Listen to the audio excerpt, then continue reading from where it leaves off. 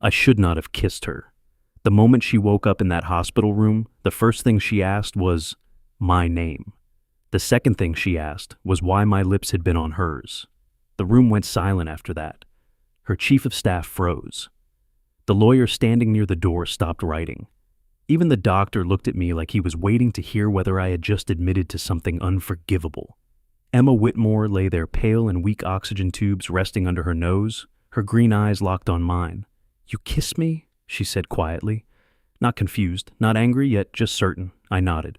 Yes. A few people in the room gasped, like I had just confessed to a crime. The lawyer stepped forward. Her chief of staff stiffened beside the bed. Someone whispered the word lawsuit. Emma didn't look at them. She kept staring at me. Why? There are moments in life when a man understands that the truth might destroy him, but he tells it anyway. So I answered the only way I knew how. Because I said slowly, "You were already dying when I did it." The room fell completely silent. Emma's expression changed. Confusion, fear, then something else. A memory trying to surface. She searched my face like she was trying to find the missing piece of something important. "What happened?" she asked. And that was the moment everything started. Not the kiss, not the hospital, everything. Because 3 hours earlier, Emma Whitmore had been sitting in the back seat of my Lincoln Town car, wearing a dress that probably cost more than my monthly rent, and she had been perfectly alive. My name is Jack Brennan. I'm 38 years old. I drive a car for a living. And until that night, the most dangerous thing I had done in 4 years was teach my daughter Sophie how to ride her bike without training wheels. 4 years earlier, I had been a firefighter. 4 years earlier, I had also been a husband. That life ended in one phone call. Snorts. A drunk driver ran a red light. My wife Sarah never made it home. After that, everything changed. I left the fire department. The risks felt different when a 7-year-old girl was sleeping down the hall every night. I traded sirens and burning buildings for long, quiet shifts behind a steering wheel. It wasn't exciting, but it was safe. Safe was good when someone depended on you. That night started like every other shift. 3 pickups, 2 airport runs, 1 late-night gala passenger from the Four Seasons. The first 2 were businessmen who barely looked up from their phones. The third one was Emma Whitmore. I didn't know that at the time. When she walked out of the hotel at 11:15, she just looked like another tired, rich person escaping a charity event. Emerald dress heels in one hand, expression that said she had spent 3 hours pretending to enjoy conversation she didn't care about. She slid into the back seat. "Beacon Hill," she said. That was it. 20 minutes into the drive, she spoke again. "Can you pull over up ahead?" There was a coffee cart on the corner, the kind that survives off night workers and people who aren't ready to go home yet. I pulled over. She stepped out, bought a latte, and came back looking like someone who had finally escaped a long day for about 30 seconds. Then, everything changed. I saw it first in the mirror. The cup slipped from her hands. Hot coffee splashed across the leather seat. Her fingers flew to her throat, her eyes widened. At first it looked like choking. Then I heard the sound. That terrible wheezing gasp air, trying to get in and failing. I knew what it was instantly. Anaphylaxis, severe allergic reaction. In the fire department I had seen it twice. Both times someone had an EpiPen ready. This time there was nothing. I slammed the car into park and threw open the back door. "Emma." She couldn't answer. Her lips were already turning purple. Her hands clawed at her purse, desperately searching for something that wasn't there. I dumped the contents of the bag onto the seat. Wallet, phone, lipstick, keys, no EpiPen. She had forgotten it. I dialed 911. The dispatcher was calm, professional. "Ambulance is on the way. Estimated arrival 8 minutes. 8 minutes. I looked at Emma Whitmore. She didn't have 8 minutes. Her breathing had almost stopped. Her eyes were rolling back. I made the decision without thinking. Firefighter training never really leaves you. I tilted her head back, cleared the airway, and pressed my mouth against hers. Not a kiss. A lifeline. I forced air into her lungs. Then again, then again. When her chest stopped moving, I started compressions. "Come on," I muttered. 4 minutes. That's how long I fought for her life in the back seat of a car parked on a Boston street. 4 minutes of sweat and fear and refusing to quit. When the ambulance finally arrived, the paramedic checked her pulse. Then he looked at me. She's alive. The relief hit so hard my legs almost gave out. They loaded her into the ambulance. I followed it to Massachusetts General without even deciding to. 3 hours later, I was sitting in a plastic chair in the waiting room when my phone buzzed. A message from Sophie. My daughter had stayed up past midnight waiting for me. The picture she sent was a crayon drawing. 2 stick figures. One tall, one small, standing in front of a house. Dad and daughter, our little family. I stared at that drawing a long time. Then I stood up. I was about to leave. Emma Whitmore had an army of people to take care of her. She didn't need a driver sitting in a hospital waiting room. That's when the doors burst open. Lawyers, assistants, bodyguards, the kind of people who move fast when billions of dollars are involved. A woman in a tailored suit walked toward me, Margaret Lawson, Emma's chief of staff. She thanked me politely, then handed me a stack of papers, a non-disclosure agreement. They thought I might sell the story. I pushed the papers back across the table. I don't want anything. She looked surprised. You saved Miss Whitmore's life. I shrugged. She was dying. I knew how to help. I stood up to leave. That's when I heard a voice down the hallway, weak, barely louder than a whisper. Jack. Every person in that room turned. Emma Whitmore was awake, and somehow she had heard everything I just said. She was asking to see me. I didn't know it then, but that one request was about to destroy the quiet life I had built and change my daughter's future in ways I never could have imagined. When I stepped into Emma Whitmore's hospital room, the first thing I noticed was how small she looked. 3 hours earlier, she had been a powerful presence in the backseat of my car. Elegant, controlled, the kind of woman who seemed completely at home in a world I had only seen from the outside. Now she looked human fragile. Her dark hair spread across the white pillow. Tubes ran to a machine that hummed softly beside the bed. Flowers had already started arriving, filling the room with color that felt strange in a place like that. But her eyes were sharp green and steady, watching me. You stayed, she said. It wasn't a question. I just wanted to make sure you were okay. Margaret Lawson stood near the window with the same cautious expression she had earlier. Lawyers hovered in the hallway like shadows that didn't quite want to enter the room. Emma ignored all of them.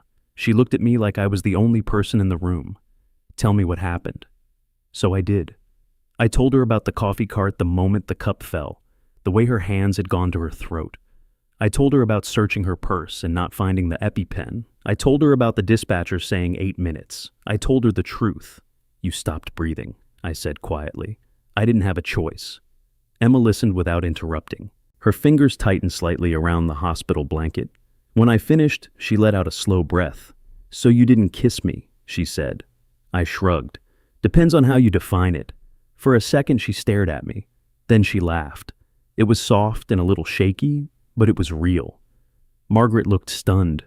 I got the feeling Emma Whitmore didn't laugh very often. Thank you, she said. Not the polite thank you people use when they're following a script. The kind that comes from somewhere deeper. You saved my life. I didn't know what to say to that, so I did what I always do when things get uncomfortable. I told the truth. I was just doing my job. You're a driver. Used to be a firefighter. Something changed in her eyes when I said that. Understanding. Respect. We talked longer than either of us expected about nothing important at first. Boston traffic, the terrible coffee served at charity events. Why she hated wearing high heels, but eventually the conversation shifted. People tell strangers things they don't tell anyone else. Maybe because strangers don't come with history. Emma asked about my life. I told her about Sophie. My daughter was 7 blonde hair like her mother, too curious for her own good. The best thing in my life, and the reason I had left the fire department. I told her about Sarah, about the accident, how one moment we were a family of 3, and the next it was just me and a little girl who still asked questions I didn't know how to answer. Emma didn't interrupt. She didn't offer empty sympathy. She just listened. When I finished, she looked at the ceiling for a moment before speaking. My father died 2 years ago. Her voice was calm, but I could hear the weight behind the words. Heart attack. Completely unexpected. She smiled faintly. He was the only person who ever looked at me and didn't see a business opportunity. That sentence stayed with me. Here was a woman who could buy almost anything in the world. And the thing she missed most was someone who didn't want anything from her. We kept talking until the clock on the wall said 4:15. That's when reality caught up with me. Sophie would wake up for school in 3 hours. I stood. I should go. Emma nodded slowly. I started toward the door. Her voice stopped me. Jack. I turned. What do you want? I frowned. What? To repay you, she said. What do you want? Money, a job, a favor? Those were the answers people usually expected in a moment like that. Instead, I said the only thing that came to mind. You could come visit my daughter sometime. Emma blinked. Sophie loves flowers, I explained. She's fascinated with lies. She's only seen them in library books. For the first time since I met her, Emma smiled fully. My mother loved lies, she said softly. Then maybe you could tell Sophie about them. That was it. No contracts, no promises, just a strange conversation between two people who had no reason to trust each other, but somehow did anyway. 3 days passed, life returned to normal, or at least the version of normal I understood, driving passengers, helping Sophie with homework, trying not to think too much about the billionaire heiress whose life had crossed mine for a single strange night. Then the envelope arrived. It was waiting for me at the dispatch office, cream-colored paper heavy, the kind people with money use for invitations. Inside was a single card. Sophie Brennan is invited to a private tour of the Boston Botanical Garden this Sunday. At the bottom were 2 simple letters, you. My first instinct was to throw it away. That world wasn't ours. Private tour and botanical gardens belonged to people who didn't worry about grocery bills. But Sophie found the envelope before I could make that decision. Her eyes lit up. Daddy are there, real lies there. That was the end of the argument. Sunday morning we took the bus across the city. Sophie pressed her face against the window the whole ride. Everything fascinated her. Street musicians, dog walkers, even the pigeons outside the subway station. When we reached the garden entrance, Emma was already waiting. She looked different than she had in the hospital, healthy, relaxed. No formal dress, just jeans and a cream sweater. For the first time, she looked like someone who might actually belong in a normal place. Sophie hid behind my leg when we walked up. Emma surprised me. Instead of greeting me first, she knelt down so she was eye level with Sophie. What do you like to draw? Not the question most adults ask kids. Not, what do you want to be? Not, how old are you? What do you like to draw? Sophie warmed up immediately. She pulled a folded paper from her coat pocket, a drawing she had made the night before. 2 stick figures, a house, a bright red door. Emma studied it carefully, not the polite glance adults usually give children's art. She really looked. That's beautiful, she said. Sophie beamed. We spent the afternoon walking through the greenhouse. Emma showed Sophie orchids, ferns, and plants from places I couldn't pronounce. When we reached the lily section, Sophie pressed both hands against the glass. White petals opened toward the sunlight.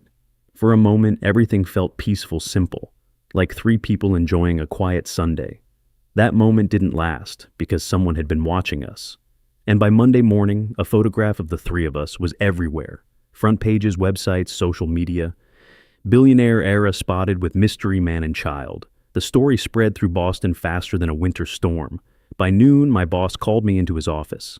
He didn't yell. He didn't need to. You understand our clients value discretion. I nodded. You're suspended. Just like that, no pay, no benefits. I walked out of the building feeling like the ground had shifted under my feet. Sophie's tutoring alone cost $200 a month. Rent was due in 2 weeks. My savings would last maybe 6 weeks. My phone rang before I even reached the sidewalk. Emma, I answered. Her voice was shaking. I'm so sorry. She apologized over and over. She hadn't known photographers were there. She said she would fix everything. She said she would make it right. Then she offered me a job. Personal driver, double my salary, full benefits. I didn't even let her finish. No, silence. I'm not a charity case. That's not what this is. Yes, it is. My voice was calm but firm. I didn't save your life for a paycheck. She was quiet for a moment. Then she said something I didn't expect. Let me fix the injustice. She didn't offer money. She didn't offer favors. She offered to call my employer and explain the truth. Not as a billionaire, just as someone telling the story of a man who had saved her life. I didn't know what to say. People with power usually take things. They don't give them back. I'll think about it, I said. And I hung up because I still didn't know what Emma Whitmore wanted from me, or why my life had suddenly become the center of a storm I never asked for. 2 hours after I hung up the phone with Emma, my old boss called. I expected bad news. Instead, he cleared his throat and said something I hadn't heard in days. You can come back to work Monday. That was it. No apology, no explanation. But I knew exactly what had happened. Emma Whitmore had made the call she promised. She hadn't threatened anyone. She hadn't thrown her wealth around. She had simply told the truth. A driver saved my life. Punishing him for that is wrong. And somehow that had been enough. For a moment, I felt relief. Then something else followed it. Unease. Because getting my job back didn't change the real problem. The city knew my face now, my coworkers knew my name, and people love stories about rich women and poor men. They just don't care if the stories are true. When I walked into the dispatch garage Monday morning, the whispers started immediately. Hey Romeo, careful Brennan, don't start kissing the passengers. I ignored them. The job was the job. Pick up passengers, drive, drop them off, go home to Sophie. But the normal rhythm of my life had cracked. Every time my phone buzzed, I half expected to see Emma's name again. It didn't happen. Days turned into a week. Then 2, Emma disappeared back into her world. Corporate boardrooms, press interviews, the kind of life that existed far above the streets I drove through every night. I told myself that was for the best. Our worlds had collided once. They didn't need to do it again. Then one night, I turned onto my street after work and saw a black sedan parked outside my building. I recognized it immediately. Emma stepped out when my car stopped. She looked different, not polished, not composed. Her hair was messy. Her eyes were red like she had been crying for hours. She stood there in the cold night air looking lost. I didn't know where else to go, she said quietly. Every sensible part of my brain told me this was a terrible idea. This woman brought chaos into my life. Newspapers, photographers, problems. But I also recognized something in her face. Loneliness, the same kind I had felt the night Sarah died. I unlocked the building door. I've got tea, I said. My apartment wasn't impressive. Small kitchen, old radiator, 2 chairs at a table that had seen better years. Emma sat down like she had stepped into a different world. I made chamomile tea, the same kind I made for Sophie when she couldn't sleep. For a while we just sat there listening to the rain hit the window. Then Emma started talking about her Uncle Richard, about the board meetings, about the corporate battle that had been building since her father died. She told me something else too. Something that explained the sadness in her voice. Her ex-fiancé had been working for Richard the entire time. Their relationship had been a setup, a corporate strategy. The man she thought loved her had only been trying to get control of her company. When she finished speaking, she looked exhausted. Everyone wants something from me, she said. I leaned back in my chair. Well, I said, you've come to the wrong place for that. She raised an eyebrow. You want nothing. I shrugged. I've got what I need, Sophie. Yeah, and that's enough. It has to be. Emma stared at me for a long moment. Then she laughed. A real laugh. You know, that might be the most romantic thing anyone has ever said to me. Before I could answer, a small voice came from the hallway. Daddy. Sophie stood there in her pajamas, rubbing sleep from her eyes. Then she saw Emma. Her whole face lit up. Flower lady. She ran across the room and wrapped her arms around Emma's neck. I missed you. Emma froze for a second. Then she hugged Sophie back carefully. I missed you too. Jack Brennan's apartment had always felt quiet. Just 2 people living small, careful lives. That night it felt different, warmer, like something had shifted. Emma stayed until Sophie fell asleep again. When she left, I walked her to the door. Thank you, she said softly, for the tea, for listening. I watched her drive away. I should have known the peace wouldn't last. The next morning, another photograph hit the internet. Emma leaving my building. 6:00 in the morning. The headlines were worse this time. Billionaire heiress in secret relationship with driver. My boss called before I even finished breakfast. You're fired. No suspension, no discussion, just gone. 10 minutes later, Sophie's school called. Parents were complaining. They didn't want their children around that situation. They suggested I consider moving her to another school. I hung up the phone and sat in silence. Everything I had built since Sarah died was falling apart. My job, my daughter's school, our stability, all because I had helped someone. Emma showed up that afternoon. I didn't let her inside. I spoke through the intercom. You can't come here anymore. Her voice cracked. Jack, please, my life is falling apart. I can fix it. I don't want you to fix it. There was a long silence. Then I heard her crying. I'm sorry. I know. But sorry didn't change anything. I stood by the window and watched her walk slowly back to her car. Part of me wanted to run outside. Part of me knew that would only make things worse.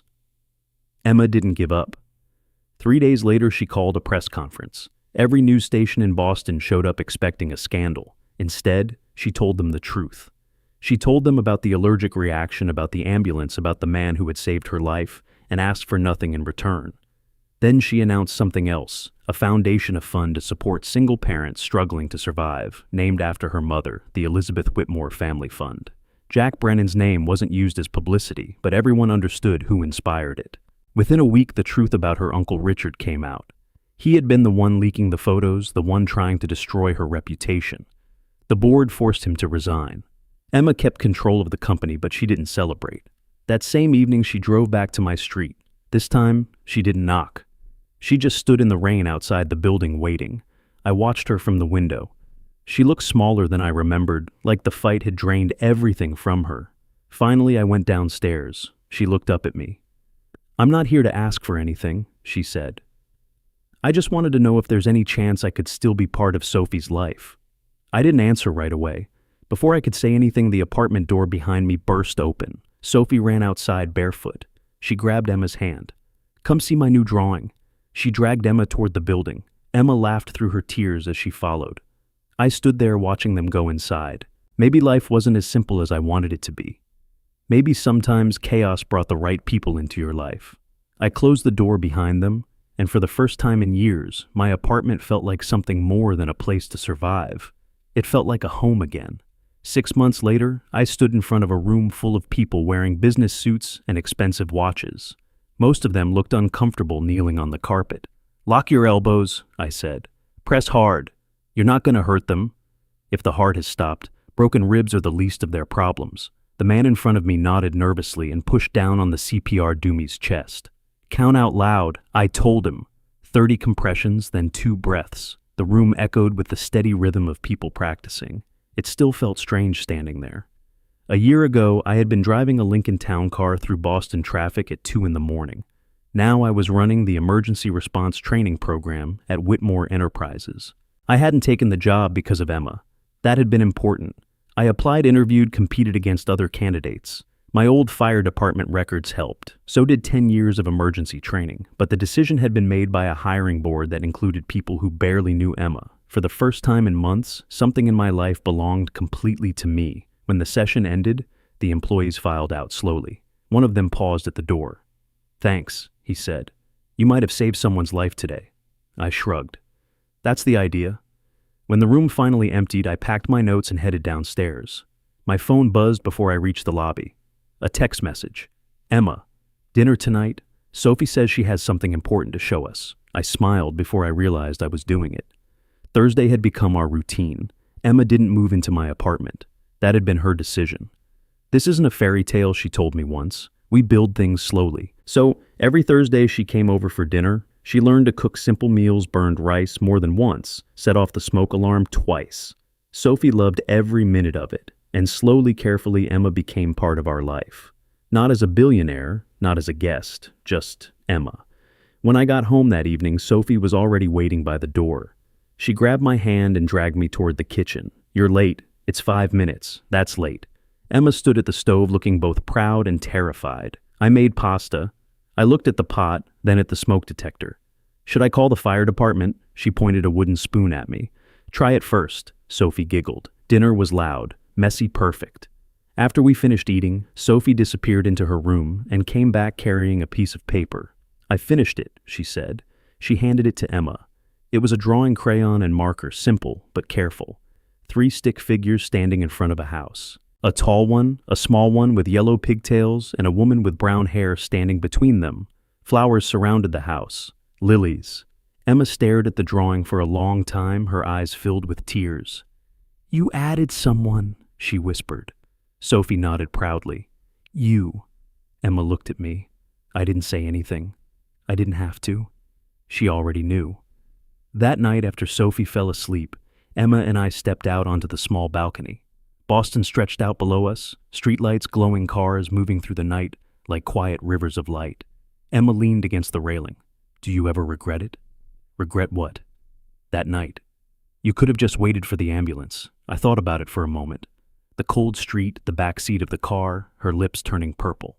"No, I said I'd do it again, even knowing everything that happened after." I nodded. "You were dying." "And the kiss," she looked at me sideways. "That wasn't a kiss," I said. "That was CPR." Emma smiled. And now I stepped closer, took her hand. Now I said quietly, I kissed her again. Slow, gentle, nothing like the desperate breath I had forced into her lungs that night. Inside the apartment, Sophie turned over in her sleep. The drawing hung on the wall beside her bed. 3 figures standing together in front of a house with flowers growing all around it. A father, a daughter, and the woman who had somehow found her way into their lives. Emma rested her head against my shoulder. The city hummed quietly around us. For years, I had believed my life had ended the night Sarah died, but life has strange ways of continuing. Sometimes it begins again in the backseat of a car. Sometimes it begins with a child's drawing, and sometimes it begins with a kiss that wasn't meant to be one. Emma looked up at me. "Funny thing," she said softly. "What you saved my life that night." I shook my head. "Not exactly." "What do you mean?" I looked toward the bedroom where Sophie slept, then back at Emma. "You saved ours, too." She smiled, and I realized something then. Some kisses bring someone back to life. But the rare ones start a whole new life. He stayed, and that changed everything.